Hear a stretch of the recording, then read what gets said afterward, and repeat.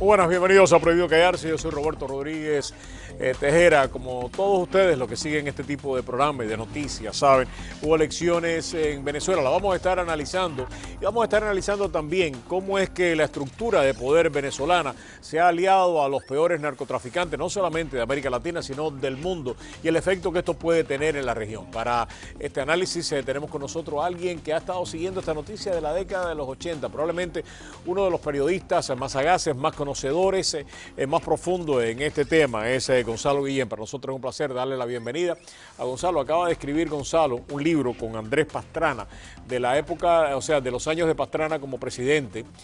Muy interesante el libro, ya lo leí, tremendo libro, y además revelas cosas en él, Pastrana y tú revelan cosas totalmente y completamente inéditas, ¿no? Sí, yo trabajé con Pastrana en un noticiero de televisión que él tenía, y después de eso pues yo seguí mi camino periodístico y él su camino político, y otra vez volvimos a encontrarnos. Entonces él convino digamos, en sacar todos los secretos que tenía en la caja fuerte de su época de gobierno, y también del secuestro que sufrió cuando fue candidato a la alcaldía de Bogotá en los años 80, que hasta ahora él cuenta que su secuestrador fue Pablo Escobar y fue quien lo tuvo en la celda. Es la primera vez que se sabe. Sí, no lo había dicho antes, porque Pablo Escobar había amenazado con asesinar a todo el mundo si se sabía eso, y entonces el secreto se guardó por mucho tiempo, hasta ahora que pues Pablo Escobar ya está muerto. Y eso. Tengo entendido que el libro está en primer lugar en venta allá en Colombia. En Colombia, sí. Qué bien. Nosotros vamos a estar hablando del libro, vamos a estar hablando con el presidente Pastrana probablemente en los próximos días de este y otros temas, ¿no? También está con nosotros el colega periodista, además capitán de navío venezolano, un gran amigo, un gran profesional, Bernardo Jurado. Para nosotros es un placer. Un gratísimo placer, Roberto. Darte la bienvenida, Muchísimo Bernardo. gusto, y está un periodista que desde los primeros momentos del chavismo pues se enfrentó de una manera tremendamente valiente a dar las noticias como eran, no tratar de llevar la sardina a su brasa, sino partir la naranja al medio. Eso le costó pues muchísimo. Esa no es la manera que se hace periodismo en muchos lugares, o que no quieren que se haga periodismo en muchos lugares. Ricardo Guanipa, para nosotros es un placer dar la bienvenida a ustedes. Gracias a ti. Antes de pasar al tema, vamos a dar, para los televidentes que no están al tanto de los resultados de lo que sucedió ayer en Venezuela, hemos preparado este pequeño reportaje. Adelante con nuestro compañero Luis Guardia. Adelante, Luis. El chavismo emergió triunfador en los comicios municipales de este domingo en Venezuela. El líder oficialista pidió desde bien temprano a sus seguidores que salieran a votar. La gran victoria de hoy tenemos que garantizarla aquí, miren. Con esto usted garantiza la paz. Vaya a votar. Deje al que tenga un poquito de flojera, deje la flojera. Vaya a votar. Unos 7 puntos porcentuales separaron a la bancada oficialista de la oposición, que agrupada bajo la Mesa de la Unidad Democrática, logró ganar los mayores centros urbanos del país: Caracas, Maracaibo, Valencia, Barquisimeto y Barinas, la capital del estado natal de Chávez. El principal protagonista fue el abstencionismo. Menos del 59% de los venezolanos ejercieron el sufragio, y finalmente los números reflejaron, como lo expresó el líder opositor, a una Venezuela dividida. Hay una Venezuela dividida, y para mí es claro, y creo, bueno, para la unidad, es claro que nuestro país no tiene un dueño, y que el dueño de Venezuela tienen que ser todos los venezolanos. De esta forma, el gobernante Partido Socialista Unido amplía la ventaja obtenida el pasado abril por Nicolás Maduro. Diferencia que, aunque pequeña, detiene al menos de momento el impulso que traía la oposición para solicitar un referéndum revocatorio contra el actual presidente. Sepan que seguimos adelante. Seguimos adelante. Tras los resultados de este domingo, el panorama político electoral venezolano continúa similar. El gobierno sigue controlando un 84% de los 337 municipios del país. Bien, este es el tema. Empecemos por Bernardo. Bernardo, es hora ya de que el liderazgo de la Mesa de la Unidad haga una introspección y diga: tenemos no solamente que replantear la estrategia, sino también nuestro liderazgo dentro del movimiento opositor. Esa pregunta es interesantísima, porque quiero que sepas que una gran parte de muy queridos amigos me adversan por mi opinión. Porque yo pienso que no es que se medio gana. No, o ganas o no ganas. Claro. O la señora está embarazada o no está embarazada. No hay medio embarazado. De manera que yo tengo que remitirme a Albert Einstein, que dijo que tú no puedes esperar el mismo resultado aplicando el mismo método. Perdón, un diferente resultado aplicando el mismo método.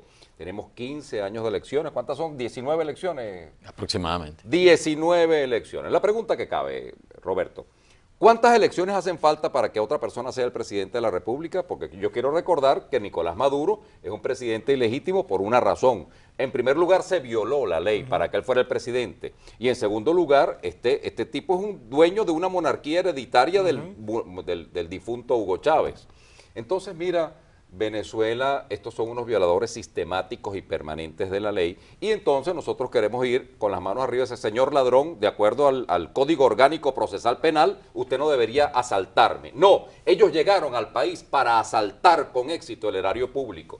Hablando del erario público, nosotros tenemos que decir que ahora mismo, con hoy un barril de petróleo a $96, que ha bajado vigorosamente, porque estaba, Gonzalo, en 104 por allí, pues ellos tienen el presupuesto calculado para $60, de manera que están autorizados a robarse $36 por barril de petróleo, inauditablemente. Señores, esa es una burda manera de robar un país, pero la verdad verdadera es que hay una mitad de mi país, como bien lo dijo Enrique Capriles, que está dividido el país, hay una mitad que todavía cree en el absurdo del socialismo y del comunismo.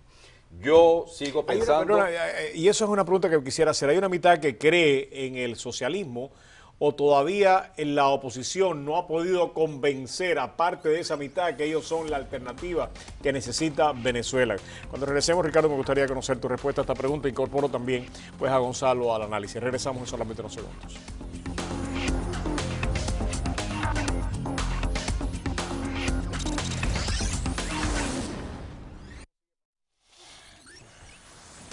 Aunque ya estamos de vuelta acá, había dejado la pregunta en el aire y nos ha pasado a nosotros los cubanos, ¿no? Que ha habido muchísimas personas de 1959 desafectas al castrismo, pero que la oposición no ha logrado convencerla de sumarse a su fila.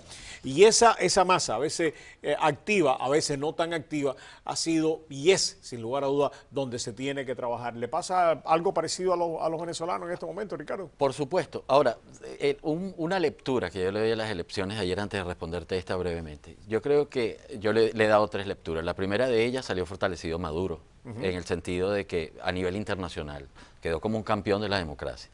Es un hombre que ya su nacionalidad, que se ha dicho que nació en Cúcuta, ya pasó a un segundo tema. Del fraude electoral pasa a un segundo tema. ¿Por qué? Esa es la primera. Se fortalece Maduro, se legitima el Consejo Nacional Electoral, porque a pesar de que hubo fraude en las elecciones presidenciales, por lo menos así lo ha dicho la oposición, pues ayer los candidatos opositores felicitaron al CNE y al Plan República. Y tercero, que yo creo que murió políticamente Enrique Capriles. Creo que Enrique Capriles... Capriles, con todo respeto, yo lo conozco, y un gran amigo, Guillermo Veleo también. Llegó porque hasta el cerebro atrás, y básicamente el estratega principal de la Mesa de la Unidad es Guillermo Veleo, y a mi juicio, Guillermo, y con todo respeto lo digo, ha cometido un sinnúmero de errores a la hora de medir hasta dónde hay que involucrar al pueblo en las soluciones. Y eso yo creo que esos lodos, esa agua trajeron estos lodos, ¿no? Ahora, con lo que me decías rápidamente de lo que está pasando en Venezuela como Cuba, mira, en Cuba hubo una ideología, hubo hasta un romanticismo. En Venezuela lo que hay es un apoyo rentado al gobierno. O sea, es el dinero que les entregan lavadora, esa es la ideología que hay. Es el dinero que le entreguen una casita, que le entreguen un sueldo sin trabajar, que entreguen sueldo sin trabajar, y que los permitan que la AMPA desbordada en el país. ¿Cómo es que se ve esta situación desde Colombia, Gonzalo? Bueno, en Colombia digamos, la crisis venezolana ha sido muy beneficiosa de alguna manera porque muchísimos venezolanos han llegado a invertir y a invertir grandes cantidades de dinero. Lo mismo aquí en Miami. Y mal invertido, además hay mucha gente que ya se está quebrando y yo creo que pronto esa situación va a cambiar. Bogotá está llena de venezolanos realmente. Pasa ahora como alguna vez sucedió en Venezuela, que se llenaba de colombianos pobres que iban a Venezuela. Ahora Colombia está llena de venezolanos ricos. que en vías de volverse pobres. Capitales allá en Bogotá, Dejarlos cosa ahí, que me parece muy bien, porque una de las cosas que vamos a tratar próximamente es la situación de los capitales. Los capitales no tienen patria. La gente no quiere entender que los capitales no tienen patria. Los capitales se van hacia donde le brindan seguridad. Y la Bogotá actual, Gonzalo, es una Bogotá que brinda seguridad jurídica para el único dólar que usted vaya a invertir allí. Entonces los venezolanos, por supuesto, con toda razón, teniendo dinero, van a invertir donde hay seguridad jurídica y muy cercano de paso que pueden dar un salto de Venezuela a Colombia. Sí, lo otro es que hay la percepción que hay cada vez más interés en Venezuela, claro, porque además hay más venezolanos en Colombia y eso nunca ha pasado. Los colombianos conocen ahora y quieren mucho más a los venezolanos que antes porque esa integración Pero nunca se sostiene, la percepción es que crisis. este gobierno de Maduro se sostiene. No. Por un lado, es muy triste ver que no hay oposición realmente. Yo pienso si la historia de Venezuela ha tenido oposición realmente o no. O es una historia que tenía solamente que se compartían el poder dos partidos y entonces aquí podría estar tratando de suceder lo mismo. Pero lo otro es que Venezuela sí va hacia una crisis inatajable porque está vendido el petróleo a futuro. Lo que pasa es que esta oposición, Gonzalo y Roberto y Ricardo, quiere jugar póker con reglas de blackjack. Y no se puede ganar póker con reglas de blackjack. Claro. O sea, nosotros estamos ante unos ladronzuelos de caminos y nosotros queremos legitimarlos, como muy bien dijo Ricardo. Y ese es el gran peligro. Tengo que pasar a la publicidad, pero cuando regresemos quiero involucrar a Gonzalo y quiero involucrarlos a ustedes también en un tema que me parece que es bien importante, ¿no? ¿Cómo es que el gobierno venezolano o la estructura de poder venezolana, ya hay algunos lugares que están diciendo que es un narcoestado, que los generales venezolanos están básicamente usufructando, o sea, y están manejando droga. Gonzalo ha hecho una investigación, está haciendo una investigación extraordinaria a ese respecto. Vamos a hablar de eso y información que ustedes tienen también cuando regresemos solamente unos segundos.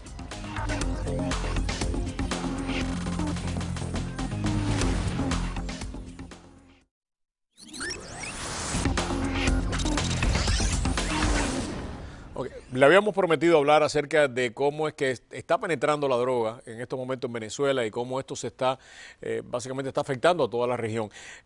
Caracol ha hecho un trabajo extraordinario y tú has estado siguiendo ese trabajo, ¿no es así, Ricardo? Cuéntame de él. Así es, hay un narcotraficante, o sea, el hombre más importante del Frente 27 de la FARC, después que fue abatido el negro Caracas, ¿cómo se le llama? El negro Acacio, es precisamente alias Cadete, el nombre de alias Cadete, Edgar Salgado Aragón.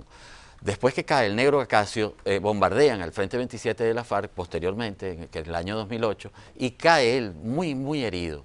A él lo trasladan a Venezuela y se ha dado a conocer, gracias a una investigación de TV Caracol, de que tanto alias Cadete como otra guerrillera que era enfermera de la FARC hacen vida en Venezuela. No solo eso, sino que participan en marcha. ¿Pero qué tiene que ver eso con el narcotráfico? Porque alias Cadete fue el que heredó, ese frente de la FARC era el que más produce pasta de coca para el narcotráfico, los carteles de la droga de Colombia, los carteles de la droga de Venezuela, como son el carteles de los soles, y también los carteles de México. Los carteles de México están teniendo una incidencia en estos momentos muy en Venezuela fuerte, tremenda. y en Colombia. ¿Y qué es la que tú fuerte. estás siguiendo? ¿No es así, Gonzalo? Sí, la investigación que yo estoy haciendo se refiere a que el narcotráfico y el crimen organizado ya tienen gobernadores que gobiernan Guajira, departamento de la Guajira, Cesar, ambos limítrofes con Venezuela, y Magdalena, un poco más al sur. Estos carteles manejan también Maracaibo, sobre todo el Golfo de Maracaibo, el contrabando.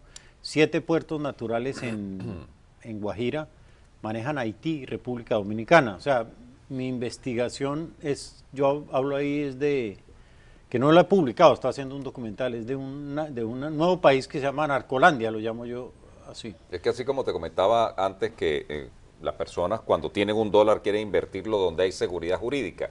El narcotráfico quiere invertir donde no hay seguridad jurídica. Mira, el 41% de la cocaína que se produce en Colombia, Gonzalo y Ricardo y Roberto, 41% de la cocaína va a Venezuela y ahí se lava. Y por supuesto, ¿a qué creen ustedes que es la distorsión, independientemente de las torpezas de Nicolás Maduro, la distorsión económica? El gobierno dice que la inflación linda el 45%. Malas noticias, están mintiendo. La inflación linda el 227% en lo que va de año del 2013. 227 producto del lavado de dinero que por supuesto distorsiona toda la economía. Esa es la verdadera razón. Fíjate, Gonzalo, tú debes recordar lo que fue la ventana siniestra en Colombia. A ventanilla. comienzo de 1980, bueno, el gobierno... López Michelsen, se abrió una ventanilla del Banco Central que se llama Banco de la República y compraban dólares sin preguntar de dónde venían. Pero claro, todo fíjate se que ha las reservas en ese entonces, las reservas internacionales pero se ha de Colombia purificado estaban tanto menos de que 2.000 Colombia, millones por ejemplo, y a se través superó, de lo que se llama la inversión. casi en un año casi 10.000 millones, que obligó la intervención del gobierno de los Estados Unidos, que dice, o cierran la ventana siniestra o lamentablemente hay sanciones. Bueno, pero lo que lavaban entonces, lo que Pablo lavan Escobar, ahora, eso no es nada, pues. Por supuesto. Una de las maneras, y por eso la observación que tú hacías acerca de la distorsión que causa todo este dinero en el narcotráfico, me decía Gonzalo que parte de la investigación que le está haciendo en este documental es cómo de Venezuela están saliendo tanques cisternas para vender gasolina y el México. a México. En México y el Centroamérica. pago, pagan la gasolina con cocaína. Y la gasolina en Venezuela, que es más barata la gasolina que el agua. Que el agua, claro. La venden muy bien vendida en México y ya en este momento es mejor negocio que la misma cocaína. Lo que pasa es que este gobierno ha hecho del negocio petrolero y de la gasolina. Quiero decirte, tú que eres cubano, Cuba está incluida en la Organización de Países Exportadores de Crudo y no produce una gota de petróleo. ¿Y cómo es esto? Bueno, por supuesto recibe 100.000 barriles diarios de Venezuela y los revende a los mercados centroamericanos. Y como esto es un negocio internacional, simplemente la OPEC, Organización de Países Exportadores de Crudo, pregunta a quién le compra usted, a quién le compra usted, a quién le compra usted, y por supuesto incluyen a Cuba como un país exportador de crudo. De un crudo que se le da gratuitamente desde la época en que pues Dios nos iluminó llevándose a Hugo Chávez. ¿Hasta dónde ha penetrado esta droga mexicana, la droga colombiana, los estamentos militares venezolanos? Bueno, fíjate de lo que dice Gonzalo, el gobernador del estado Táchira está en la lista Clinton, que es el general Rangel Silva, un mayor general en jefe, y es gobernador. Bueno, pero eso está sí, Rodríguez Chacín. Casi que la cúpula de los militares y policías venezolanos están metidos en la droga. Todos están metidos en la droga. Y los colombianos también, no vamos a decir que pero fíjate, una de las cosas tan importantes que dice Gonzalo, y la investigación de Gonzalo, que es precisamente este pago de cocaína por gasolina, es lo que hizo el Boyaco. Que acuérdate que el Boyaco lo capturan en Venezuela y se escapa de la ICIP con el actual ministro de Relaciones Interiores, que ahora está preso en los Estados Unidos. Simplemente capos. Lo que pasa hay narcos colombianos que ya no pasan a Venezuela porque le robaron una tonelada a un general y lo están buscando para matarlo. Lo que le pasó y a no Alias vuelven Jabón. a pasar sino hasta que le reponen la tonelada o el dinero que vale. ¿Pero la tonelada de qué? De cocaína. Una tonelada de cocaína. No, una tonelada de cocaína no es nada. ¿No es nada? No es nada, claro. Cualquier narcotraficante lleva 5 o 6. Fíjate, perdón, Bernardo, fíjate la poca voluntad del gobierno de Venezuela de no profundizar estas investigaciones envueltas el alto mando y altos oficiales en el narcotráfico, que fue Alias El Jabón, que lo asesinaron en el estado Mérida, en una cabaña. Este era uno de los hombres más importantes en un momento de la estructura del narcotráfico en Colombia. Y venía operando con miembros de las Fuerzas Armadas de Venezuela. Bueno, lo acribillaron en una cabaña. El gobierno de Venezuela nunca investigó. Tú que vienes de los estamentos militares venezolanos, ¿cómo cae esto? O sea, bueno, es muy sencillo. Yo en la universidad, cuando era profesor de la universidad, enseñaba, yo daba una materia encantadora que se llama Psicosociología de la Organización y le preguntaba a mis alumnos cuál es la mejor organización. Ellos, desde sus valores y creencias, decían la NASA, 3M, Microsoft, CNN. No, la mejor organización del mundo es el narcotráfico, por 2 razones contundentes. En primer lugar, tiene un excelente sistema de reclutamiento de personal. Basta con que usted esté muy medio, le van a quitar la casa, llámame a Roberto, ¿cuánto es? ¿Cómo te resuelve el problema? Y te dan 3 veces eso. Y después tienen un excelente seguimiento del perfil profesiográfico del individuo que pertenece a la organización. ¿Y por qué? Porque el hombre, el ser humano, modifica su conducta de acuerdo a 2 situaciones. Una importantísima motivación, esa es un poquito más larga, o por miedo. El narcotráfico utiliza las 2. Si usted lleva este paquetico para allá, usted se va a ganar esta gandola ¿Hasta llena de dónde ha entrado en dinero. Venezuela? Y si no lo haces, te mato a ti y a toda tu familia. Lo pueden sacar de los estamentos militares venezolanos, pueden sacarse el En narcotráfico. ese triángulo del fuego terrible, lo mejor para el narcotráfico es tener al general que toma la decisión y que persigue a los narcotraficantes de este lado. Al tener eso, tenemos el negocio hecho, Roberto. Seguimos con este tema en solamente unos segundos aquí en Prohibido Callarse. Ya aquí nadie se ha callado. Nadie se ha callado. Regresamos.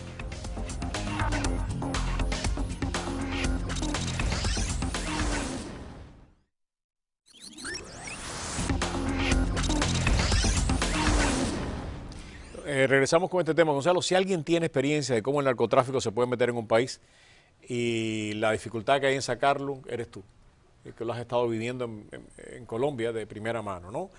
¿Hasta dónde el problema de los venezolanos, más allá del chavismo, más allá de Maduro, se está convirtiendo en esta penetración de todas estas organizaciones criminales en los estamentos de poder de Venezuela? Porque Maduro puede que mañana no esté, pero si estos generales están comprometidos con los carteles mexicanos, con los carteles colombianos, si están enviando la droga de Haití a África o a Europa o etcétera, están ganando, ¿cómo se sale de ese problema entonces? Bueno, primero que todo no está pasando solo con Venezuela. Ecuador está siendo absolutamente penetrado por el narcotráfico. Es un gran lavadero de dinero hoy. No se controla, sale los mapas del Comando Sur de los Estados Unidos. Son asombrosos la cantidad de cocaína que está saliendo por Ecuador. Por lo mismo, por la corrupción que genera el narcotráfico. Yo sinceramente creo que mientras no legalicen eso, la prohibición es lo que... O sea, la ilegalidad, la falta de seguridad jurídica que tú dices, eso es lo que hace prosperar esos ¿Ustedes creen que ese negocios. tema? Porque Claro, es un tema, Eso es un tema para hacer un programa, pero de 2 horas. Y yo estoy de hacer 4 acuerdo, con Gonzalo, por eso es que hay jefes de Estado que están promoviendo la legalización y sobre todo el consumo. Porque es que mira, 1 kilo de cocaína comprado en Colombia te puede costar $1.500.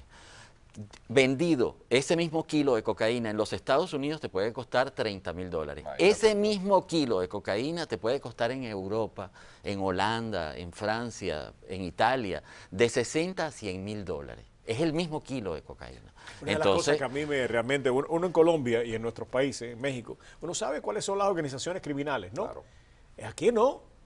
Aquí uno no sabe. Aquí los datos más conservadores dicen que aquí en Estados Unidos hay que lavar alrededor de $200.000 millones. 200. ¿Cómo se lava $200.000 millones si no es con la complicidad de las grandes empresas norteamericanas, de los grandes bancos norteamericanos y de muchísimos políticos de este país? ¿Tú sabes dónde Tiro Fijo movió muchísimo los capitales del narcotráfico de la guerrilla de la FARC? A través de la bolsa.